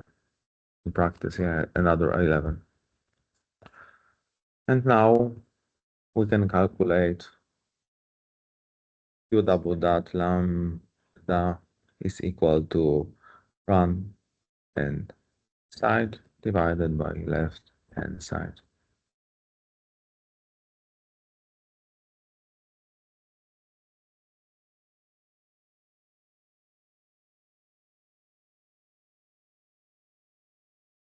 Yeah, wait, right? LS divided by LS. Yeah, of course. Yeah, of course. Left hand side and right hand side. Yeah, good point. Yeah. Okay, now it looks much better when it's in this form. Yeah. So here we have our accelerations. Yeah. So ground has practically 0 acceleration, which is like expected. Yeah. Other bodies has non-zero accelerations, and at least we can see that for those though they are moving in the space in general, so it's expected they have non-zero acceleration. And for the slider, we have accelerations here 0 because it shouldn't rotate and it shouldn't move in y direction. It should only move in x direction, and it's shown here. Yeah, and here are Lagrange multipliers. If we compute CQ transpose lambda times this, then we will get constraint forces. Okay.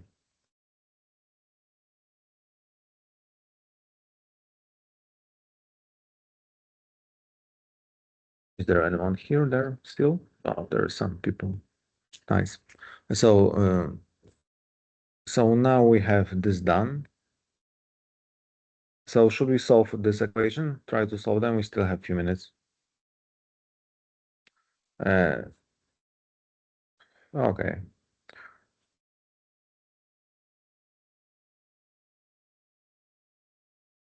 How we should solve them? Should we solve them using standard OD45? So first we need OD function, yeah. So now we have to take all this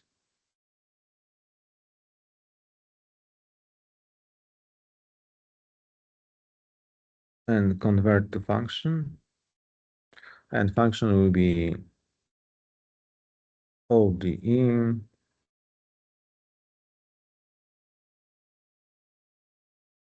DAE1 sys, or DAE1 sys makes even more sense. So differential algebraic equations of form 1 for our system. Yeah. Maybe not the most intuitive way, but we want to return y, the dy, based on system and based on y.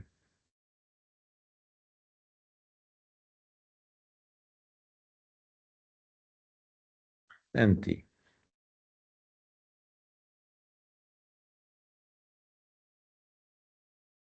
So firstly, we need n core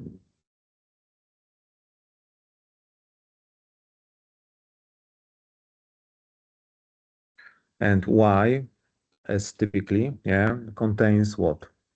Q is y of 1 to n cohort, yeah, and q dot is y of n cohort plus 1 to the end.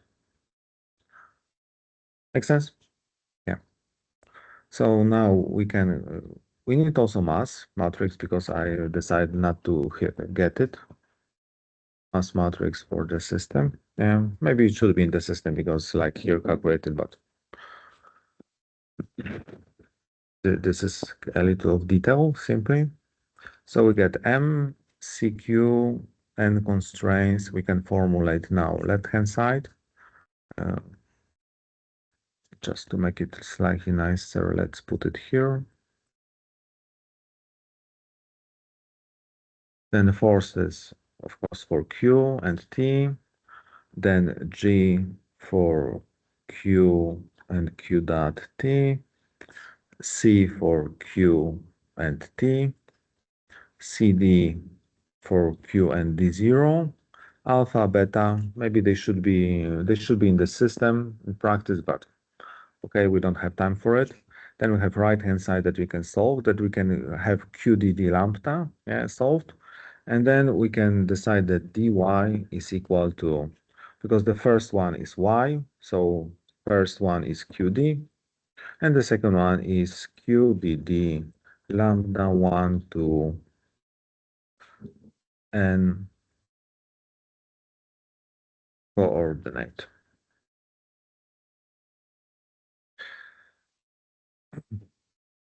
Make sense?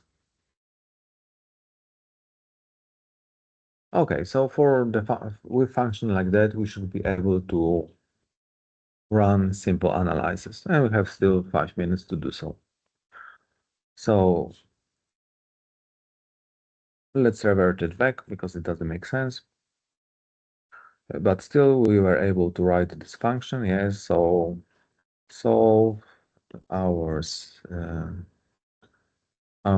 system forward in time using OD45, for example. Yeah. And so for OD45,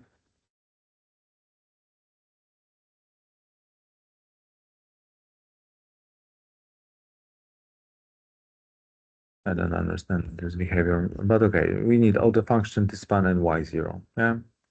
So all the fun, I think it's defined as ty. Yeah. So our all the fun is its function as if written here, taking t and y, and we refer to our DAE1 sys when we have sys y t. So just to be compatible with the interface of OD45, then tspan. Let's say that we want to get solution every 001 up to 1. Yeah. And Q0 is Q0. So we have Q0 already calculated here at this stage. Yeah. So now we can just use this version.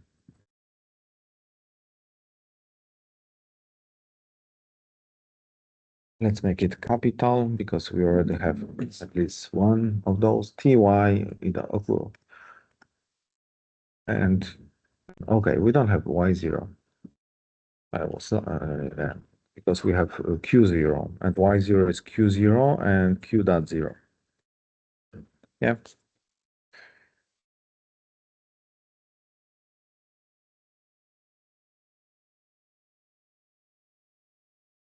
No complaints. I think those are old complaints. I hope so. It seems that our systems get solved. Yeah.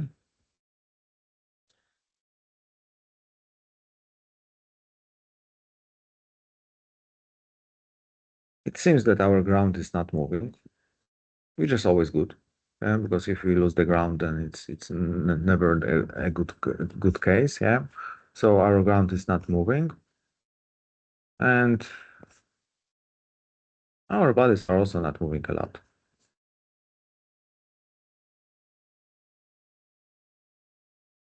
But I suppose that this is because of the forces, that they are quite close to each other.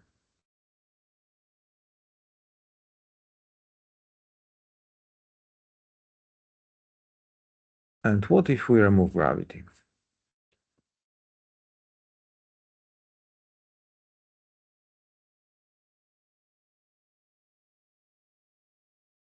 So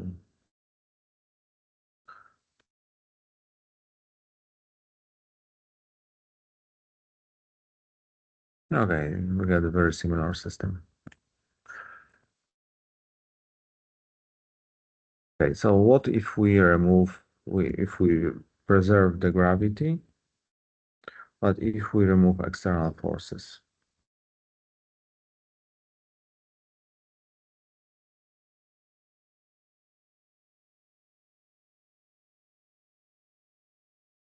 It moved a little more, but not so far. So simply one. It's a time, like the bounded time set was like very small. Yeah, but okay, let's make some plotting.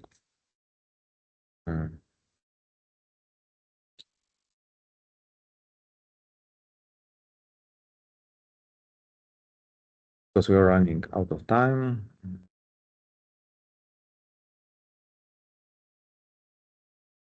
How the indices goes here is so for all, and for example, 1, 2, 3, 4.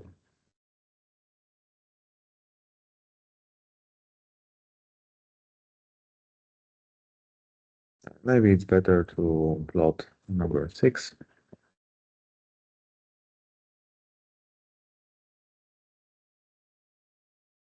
think before, maybe it's good to plot like it against the X and Y against each other. But does this make sense? The pole is actually too small, maybe. Because now we get the angle. Let's see on our slides, yeah. So we get this kind of the angle, and now this angle decreases. Makes sense. Because the angle is negative. So because this under gravity, this will straighten up, yeah. So it makes sense that, you know, this angle gets larger, smaller, yeah. So let's see crank position.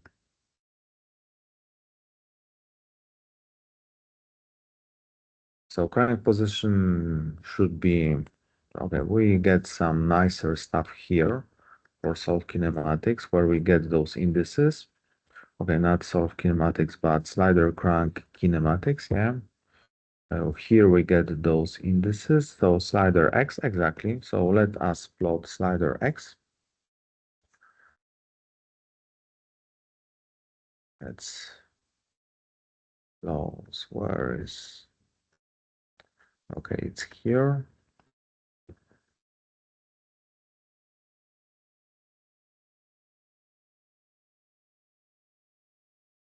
So it started here and it started moving away. So this makes perfect sense. Yeah. It's okay. It seems to looks reasonable. Yeah. Okay.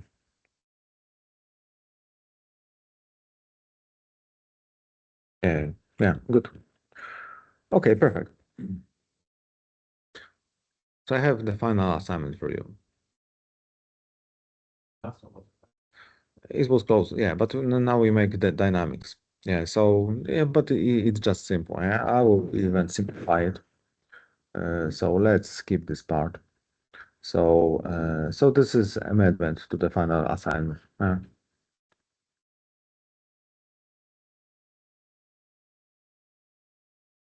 But it's a small one.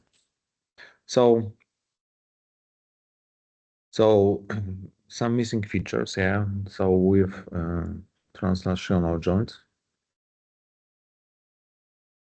This is already solved for you. If you have translational joint, you can run dynamic solution, yeah, and then you can analyze this system. You just have to add some forces. I think it's doable and very simple.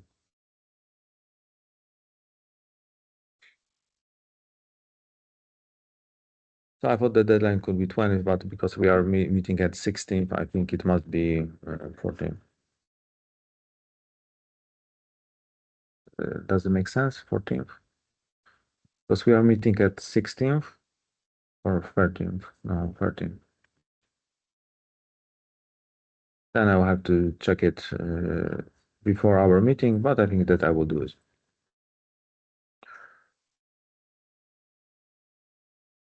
And that one, yeah. So I think that because we have done it, yeah.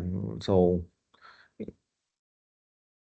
I cannot see any reason that it could be anyhow difficult, yeah. Because you just have already the system, yeah. You just have to modify it, even not, yeah. Just copy paste some part of your kinematic to this dynamics, yeah. Decide about some inertia terms, and then it should work out of the box. If you have solved kinematics for acceleration level, then there is everything here in this code. So just running this and showing a few extra plots shouldn't be an issue. Yes, right.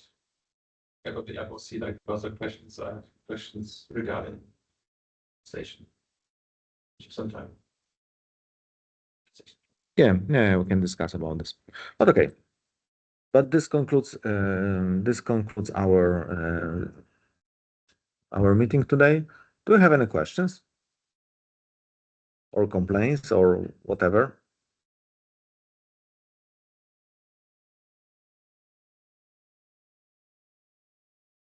Not really. So I think that I can stop. Yes? Yeah, no, problems at the moment, at least. Okay, I don't know so anybody else. yeah, but- but does it look doable and relatively straightforward? Yeah, I think I so. think so. Okay, perfect. So let's stop this recording. Okay.